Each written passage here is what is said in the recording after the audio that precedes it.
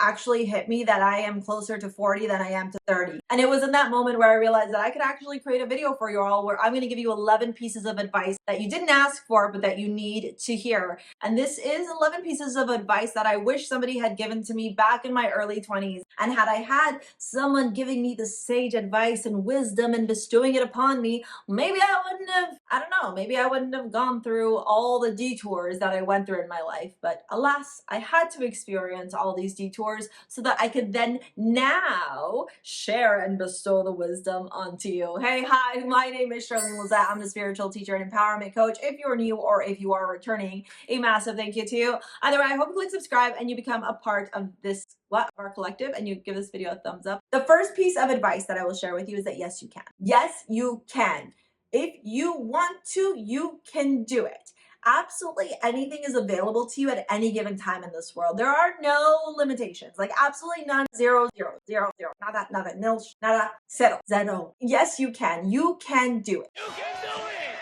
Oftentimes, the reason that you feel like you can't, or the reason that your mind is telling you no to doing something that your body is saying, yes, please, let's do it, derives from fear. Fear is this crippling disease, in my opinion, that holds so many of us back from actually stepping into alignment, from actually stepping into our purpose, and from actually experiencing these incredible, amazing things that this universe has to offer.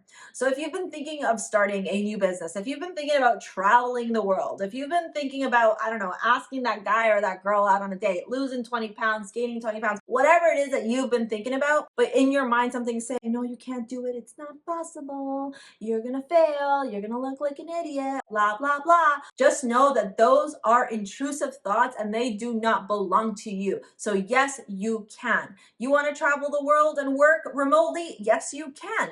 Figure it out. Is it going to take you some work? Probably. But life is all about these experiences of learning, of exploring, and of understanding how strong you are, how resilient you are to experiencing new things without actually knowing necessarily in those moments how to take the next steps. Similarly to the Fool card in tarot, it's like taking a leap of faith and jumping into the unknown, knowing that with you, you have your essentials, you have your confidence, you have the joy and the optimism of journeying into something new. So yes, you can is my first piece of advice. My second piece of advice is their opinions don't matter. Their opinions don't matter. There can be your cousin, your neighbor, your friend. I don't care whoever there is.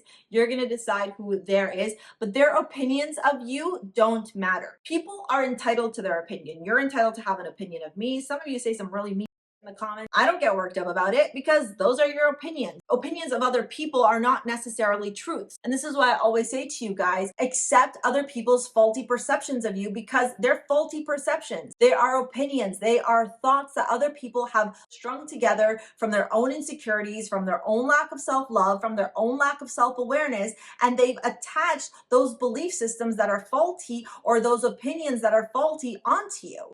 And part of your growth, part of your evolution, part of you reclaiming your power, and part of you becoming the best version of yourself is taking this moment to assess and go, I know myself better than you. So your opinions don't matter. You can think I look like the biggest idiot. That's fine because I know that I don't. And in owning that, in loving yourself more than caring about other people's opinions, you will transform all aspects of your life and you'll be able to go and achieve the things that you may have been holding yourself back from achieving. Number 3, this is for my older folks. It's okay. I'm a little bit older too. All right. Closer to 40 than I am to 30. The whole preface of this video. It's never too late. It is never too late to find love. It is never too late to start something new. It is never too late to start over. It is never too late.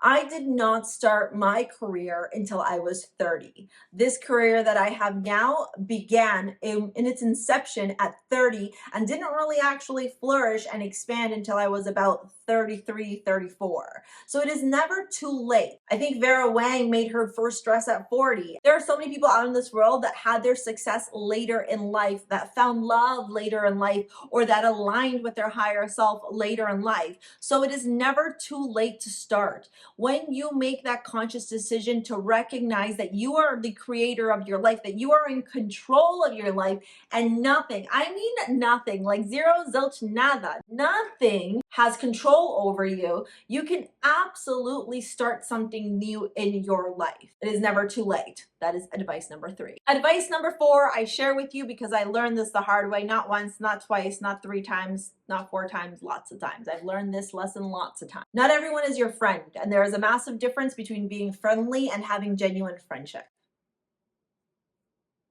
And I know that one stings, and I know that sucks. And I know that if you are a person who operates from a place of love and unity and compassion and gives to others without any expectations and believes the best in people and believes that everyone has their best interests at heart, this one is a hard one to accept. But this piece of advice could have saved me a lot of sorrow, a lot of sadness, and I could have probably avoided a lot of betrayal if I understood earlier on in my years that not everyone is your friend and that there is a difference between being friendly and having genuine friendships. So you have to learn the difference of what being friendly is and how you are going to show up with others in a friendly manner and what genuine friendship is. And those are the boundaries and those are the guidelines that you're going to have to create for yourself because they are going to be different for everyone. But understanding that and always having that in the back of your mind when you are interacting with others, in my opinion, is some of the most sage advice that I could ever offer to any of you. Your ego is not going to like advice number 5, but your higher self will understand it and will have compassion for it and will find a way to embrace it. Forgive the people who have hurt you, not because you are forgetting or dismissing or allowing them to get away with what they've done to you. Forgive them so that you release yourself from the chains and the shackles, the connections that bind you to them because of the pain and the suffering that they have caused to you. Part of being a spiritual person, part of becoming a conscious person, and part of practicing awareness in our day-to-day life is understanding that people who hurt us are hurt themselves. And it doesn't mean that that's an excuse or a reason for them to create immense suffering onto other people's lives. It means that we hold a space of compassion for them. We hold empathy for them. We try and put ourselves in their shoes and understand that their behaviors, their reactions, the way that they choose to operate from life comes from their own suffering. And this is why I say to you, forgive them, not because you're forgetting what they have done to you, not because you are excusing what they have done to you, or not because what they've done to you doesn't matter, but forgive them so that you no longer are attached to them, so that you are no longer tethered to them, so that you are no longer holding on to the anger, the rage, the pain, the grief that they caused to you. Because the more that you hold on to anger, pain, grief, hatred, jealousy, whatever those lower vibrational emotions may be, the more that you are creating more suffering for yourself, and you deserve to free yourself from the suffering that they have caused you. Advice number 6 is something that I talk a lot about in my content. So if you are a returning viewer, you probably heard me say this before. Get comfortable with being uncomfortable. You want to grow, you want to expand, you want to relish in all the joy, all the beauty, all the incredible gifts and happiness that this universe has to offer to you. You want to level up in your business. You want to attract that amazing partner. You want to lose or gain that weight. You want to have whatever it is that you want, whatever your desires are. You have to get comfortable with being uncomfortable. You can't expect to get different results by doing the same thing over and over again. If you want to expand in your relationships, being an introvert and hiding in your room 24/7 is not going to help you do that. You have to get comfortable. You have to face the edge. You have to go to that ledge and start recognizing that part of growth, part of evolution, part of being able to achieve the things that you want in your life means that there is a certain level of discomfort, because you're going to have to do those things that aren't necessarily things that you feel confident doing. You are going to have to put yourself out there, and yeah, you may fail once or twice, and you know what? YOLO, it's all part of the process, okay? Advice number 7 is something that I say to my son all the time. Practice does not make perfect, practice makes progress. So if you want to get really good at something, whether it's creating content on YouTube, whether it's becoming a tarot reader, whether it's becoming an empowerment coach, whether it's, I don't know, building, drawing, whatever you want to do in your life, you have to practice. Practice makes progress. Every day that you show up towards that hobby, that passion, that pastime, that purpose that you feel called within you, and you show up and you are willing and ready to learn, every time that you're putting in that practice, every time that you're putting in that energy, you are taking yourself one step forward towards learning, understanding, and becoming more confident and mastering that specific skill. Advice number 8, I shared in the 4 habits that actually changed my life. If you want to watch that video, it's going to be coming up next after this. And number 8 is say no. Learn to say no. Learn to love saying no. And I should preface this by saying, like, there are many times where, yeah, say yes to things, try them out, absolutely. But learning to say no is a boundary that you build for yourself to maintain your own peace of mind, to maintain your own sacred energy, to be able to create proper boundaries in your life so that you are not draining your energy, you're not expending your energy, and you are not doing things that don't bring you joy and don't bring you happiness. How many times have you said yes to somebody because you felt bad and you didn't want them to get mad at you?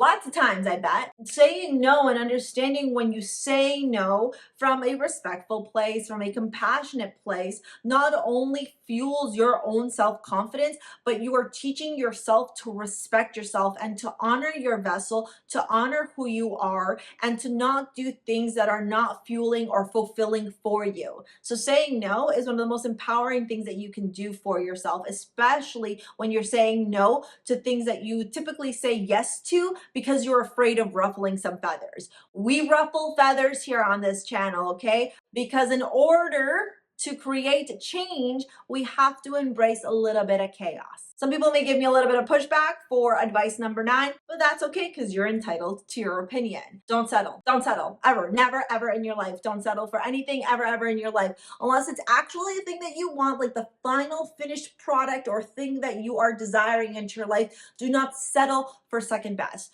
Don't settle for that guy who doesn't call you regularly, who gives you the bare minimum, who doesn't shower you with love and gifts and adoration just because you're afraid of being alone for the rest of your life. Don't settle for that guy who you're not sexually attracted to, who you're not really into, but hey, at least he's a nice guy and he's giving me the attention and I haven't had attention in a long time. No, don't do it. It's a hard no. Say no, remember? Seriously though, never settle in your life. If you have this vision of having this massive mansion, don't settle for the condo apartment because, well, at least I got the condo apartment and I should be grateful for that. Yeah, of course, be grateful. Be grateful for the condo apartment because that's a stepping stone. And I realize that condo apartment is redundant, but whatever. Okay, be grateful for the condo or be grateful for the apartment because it's a stepping stone in the direction of going after that mansion that you desire. But don't settle for the condo because, oh, at least I got the condo, I should be grateful for that. No, we don't do that here, okay? So if you want to have that mansion as your final home, you work, you hustle, you do whatever you need to do in order to get that mansion. Do not settle for anything less. The same is for relationships, the same is for how you want to look physically, the same is for your emotional, mental, and spiritual well-being. Whatever you believe you deserve in your life, go after those things and don't settle for anything less ever. Never, ever. Advice number 10 is smile and laugh. Do it. Do it now. Focus on finding the moments to relish in the joy and the happiness and the laughter that you can experience in any given moment. Find ways to turn difficult moments into moments of laughter, into moments where you can find the joy, even if it's uncomfortable, even if it was something a little bit awkward, even if it was something that maybe embarrassed you or you got shy about. Find a way to laugh at yourself, find joy and happiness in this world because there is always something to be thankful for. There is always something to be happy about. There is always something to laugh about, even if you're just laughing at yourself because you're recognizing you're an idiot and it's time to change your life. Just embrace laughing, embrace being in happiness, embrace smiling, okay? A challenge that you could do for yourself is to spend a whole day just smiling at people. Yeah, you might look like a freaking idiot to some people, and some people may look at you funny, okay? I say this firsthand. I've done this before. I've walked around the street for a whole day just like this.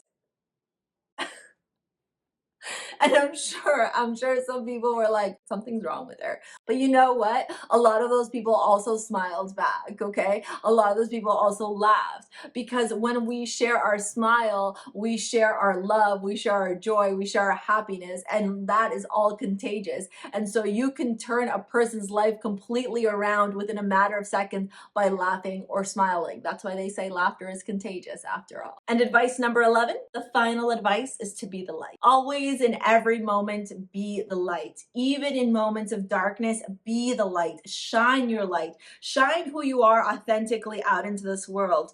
Be that which you have always wanted to see in this world. Be the light that exists within you. Or you know who you are deep inside of you. Share that light onto others. Whether it's a selfless act, whether it's making someone smile or laugh, whether it's buying someone a coffee or a tea, whether it's opening the door for someone, find the way to do selfless acts. Find a way to be the light in other people's life, and watch how you not only transform your own life because of the vibration that you're at, the frequency that you're at, and the energy that you're emitting out into this world, but watch how you help other people's lives turn around. At the end of the day, we're all beings seeking connection. At the end of the day, all we want to be is heard. At the end of the day, all we want as human beings is to have someone that loves us, that hears us, that respects us, that is our companion, that sprinkles a little bit of joy and laughter into our lives. So imagine if you do that for yourself and then you do that for others, how much of a change you can see in this world. Let me know what you thought of this video in the comments below. I'm gonna go now. We'll see you later, alligator. Peace out. Bye.